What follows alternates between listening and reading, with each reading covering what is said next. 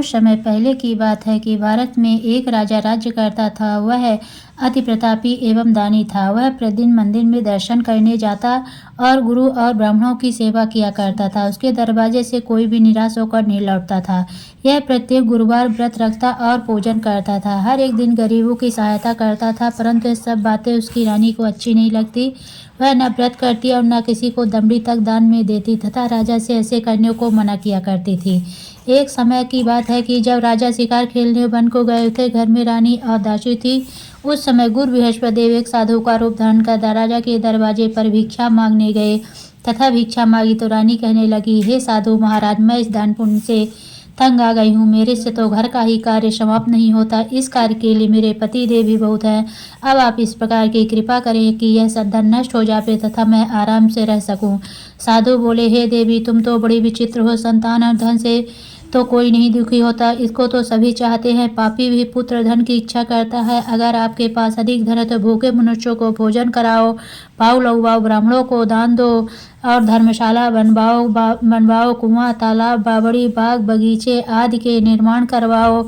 निर्धन मनुष्यों की कुंवारी कन्याओं का विवाह कराओ। अनेकों यज्ञात धर्म करो, जिससे तुम्हारे कुल का यश बढ़े तथा स्वर्ग की प्राप्ति होगी।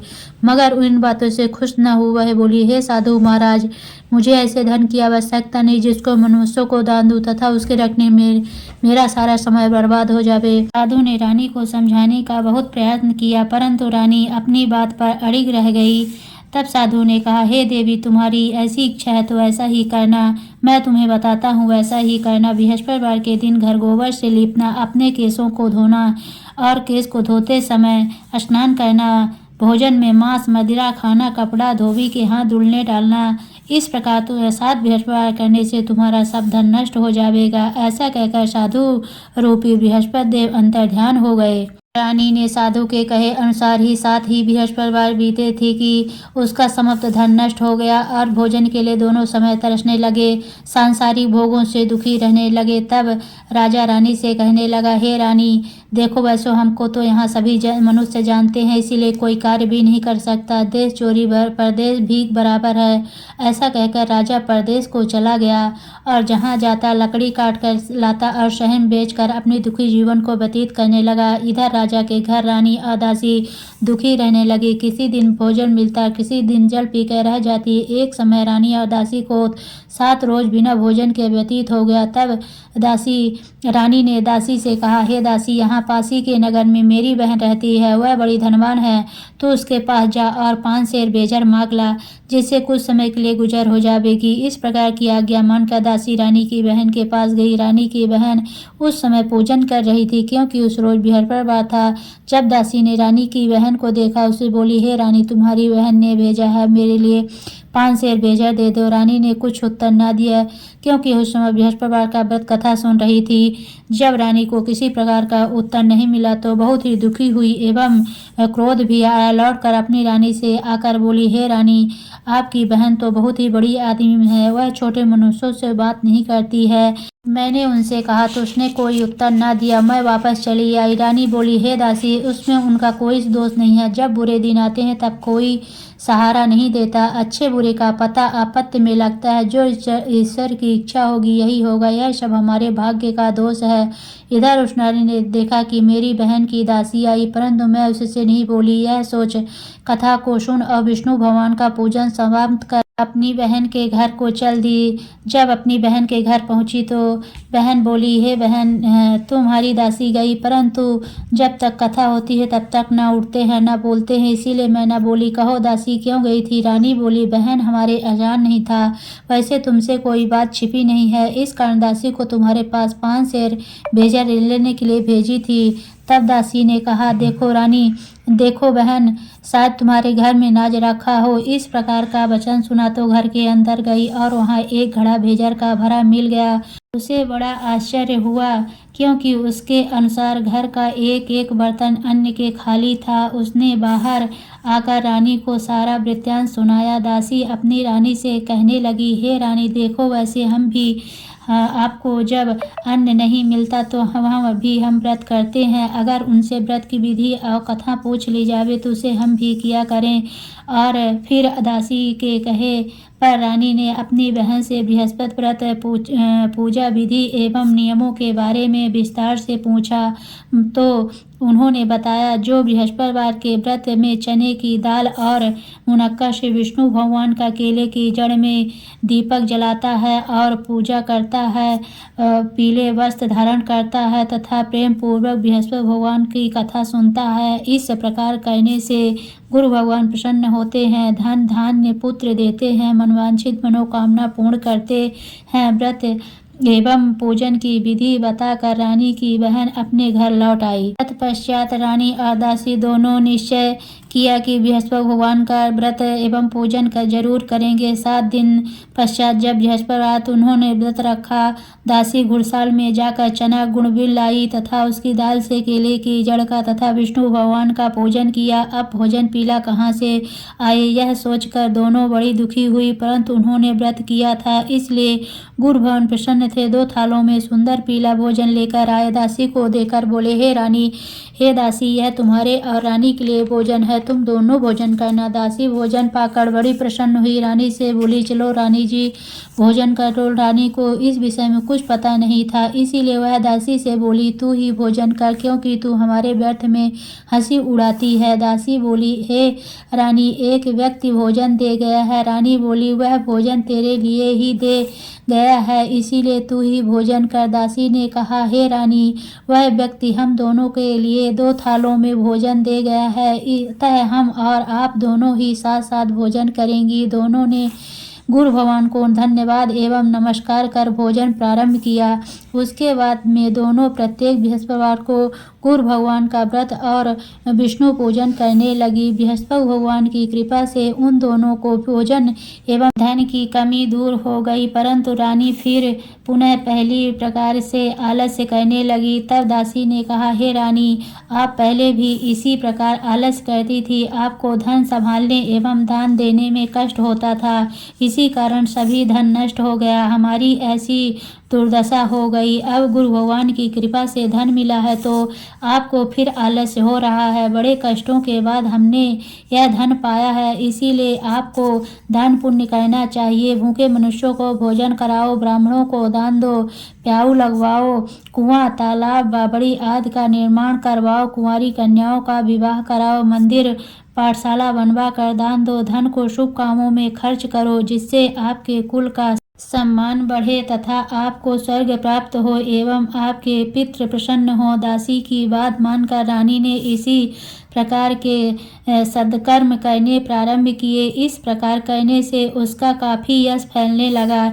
कुछ दिनों के बाद एक दिन रानी और दासी आपस में विचार करने लगी कि ना जाने राजा किस दशा में होंगे, उनकी कोई खोज खबर नहीं है। रानी राजा की कोई खबर न पाकर उदास रहने लगी। गुरु भगवान से उन्होंने प्रार्थना की और भगवान में रात में राजा को स्वप्न में दर्शन देकर कहा, हे राजा, उठ, तेरी रानी तुझको याद करती है। आपने देश को लौट जा। राजा प्रातःकाल उठा और सोचने लगा कि मैं किस प्रकार रानी के पास खाली हाथ जाऊंगा, मेरे पास तो कुछ भी नहीं। स्त्री जात खाने और पहनने की सेटिंग होती है, पर प्रभु की आज्ञा मानकर वह अपने नगर चलने को तैयार हुआ। प्रदेश में राजा बहुत दुखी रहने लगा था, प्रतिदिन जंगल में से लकड़ी बिनकर लाता और शहर में उन्हें बेचकर अपने दुखी जीवन को बड़ी कठिनता से व्यतीत करता था। एक दिन राजा दुखी हो कर अपनी पुरानी बातों को याद करके रोने लगा। उस जंगल में से बृहस्पति देव एक साधु का रूप धारण कर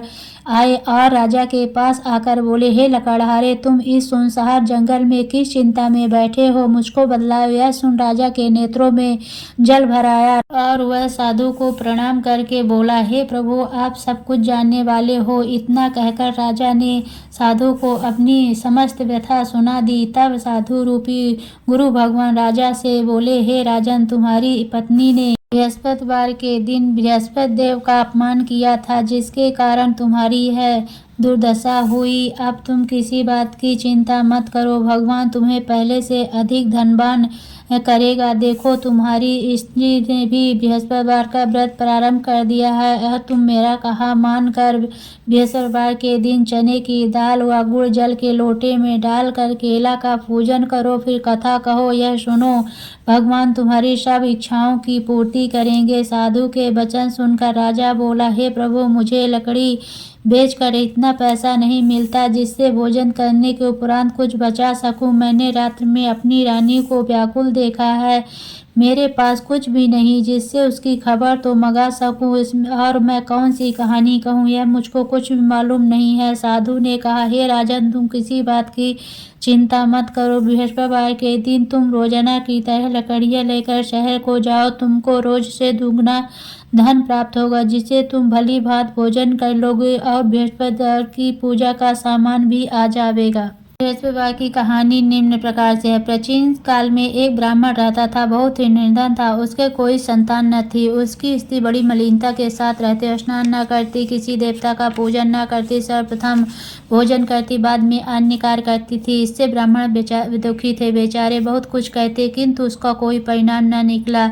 ब्राह्मण के रूपी रत्न एक कन्या पैदा हुई। वह कन्या अपने पिता के घर में बड़ी होने लगी। वह बालिका प्रातः स्नान करके विष्णु भगवान का जाप करती और पूजन पाठ को समाप्त करके स्कूल जाती तो अपनी मुट्ठी में जौ भर के लेट जाती और पाठशाला के मार्ग में डालती जाती तो जौ स्वर्ण के हो जाते। लौटते समय उनको बीनकर घर को ले आती थी।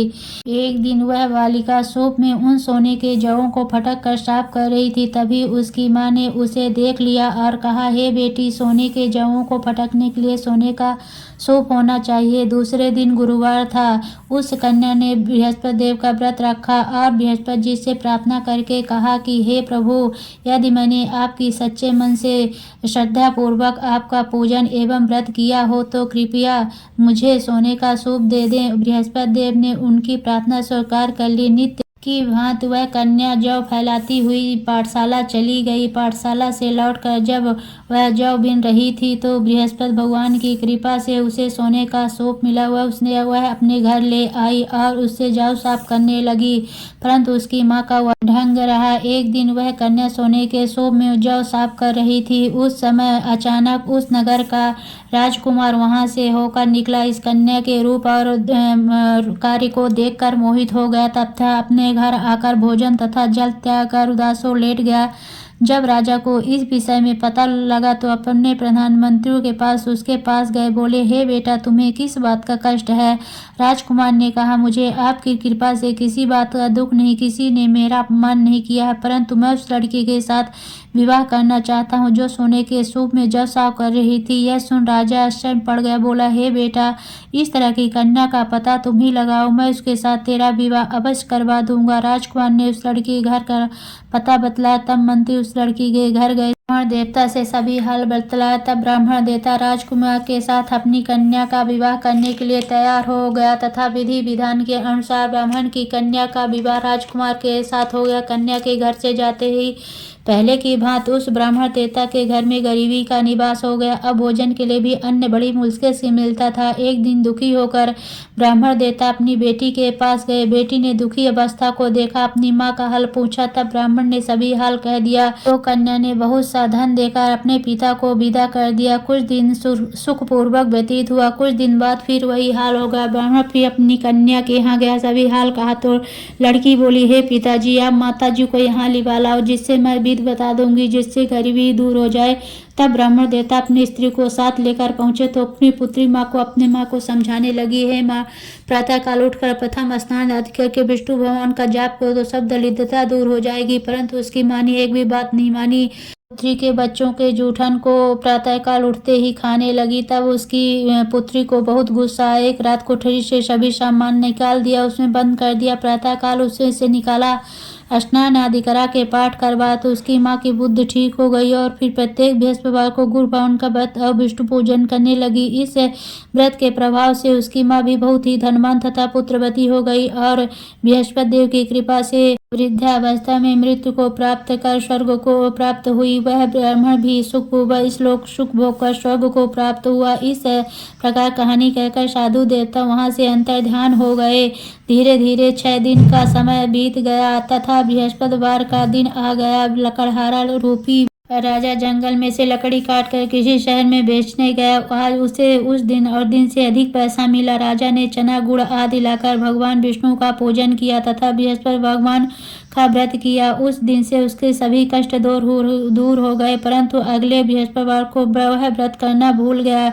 उसी कारण बृहस्पति भगवान उसे कष्ट देने लगे। उस दिन उस नगर के राजा ने विशाल यज्ञ का आयोजन किया तथा शहर में यह घोषणा करा दी कि कोई भी मनुष्य अपने यहाँ भोजन न बनावे, समस्त पब्लिक मेरे यहाँ भोजन करने आवे। इस आज्ञा को जो न मानेगा उसके लिए फांसी की सजा दी जाएगी। राजा की आज्ञा अनुसार शहर के सब लोग भोजन करने गए, लेकिन लकड़हार कुछ देर से पहुंचा, इसीलिए राजा उसको साथ घर पर लिबाग ले गए। ले जाकर भोजन करा रहे कि रानी की दृष्टि उस खूंटी पर पड़ी जो उसका हार लटका हुआ था। वह वहां पर दिखाई ना दिया। रानी ने निश्चय की कि मेरा हार इसी मनुष्य ने चुरा लिया है। उसी समय पुलिस को बुलाकर उसके जेल खाने में डलवा दिया। जब राजा जेल खाने में पड़ गया, बहुत ही दुखी होकर विचार करने लगा, ना जाने कौन से कर्म के जन्म से मेरे लिए यह दुख प्राप्त हुआ। इसी समय बृहस्पति देव प्रकट हो गए। उसकी दशा को देखकर कहने लगे, अरे मूर्ख, तूने बृहस्पति देव की कथा नहीं करी, इसलिए तेरे लिए दुख प्राप्त हुआ।